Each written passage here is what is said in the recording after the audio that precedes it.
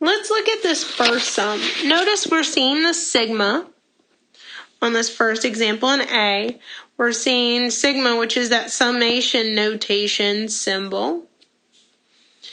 And it tells us that we're going to start our summation or sum at, let's see, I equals 1 and continue all the way until we get to 4.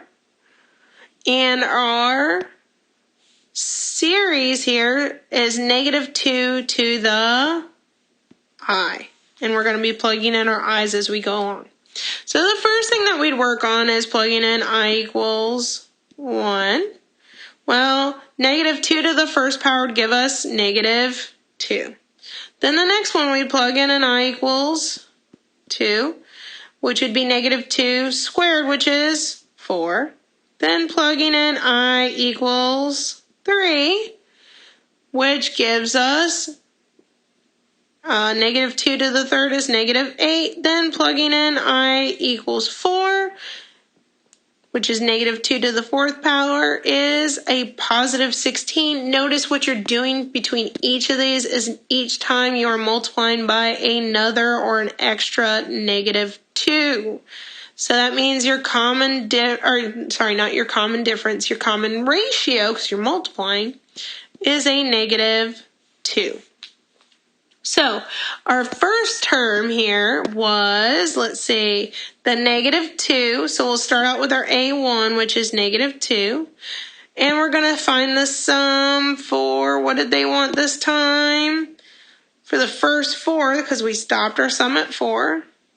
So we'd have our common ratio, which is -2 raised to the 4th inside that 1 minus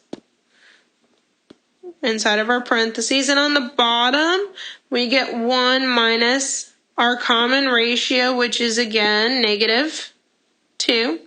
So order of operations would have us starting with doing our -2 to the 4th, which is +16. Then notice I'd work on what's inside of my parentheses. Well, what's inside of my parentheses on 1 minus 16 is -15. On the bottom, however, notice I had a minus my common ratio, which was negative. So I have minus a negative, which turned into a plus or a positive. Well, adding the 1 and the 2 does get me 3 on the bottom. And on top, I had my -15 times my -2, which is +30.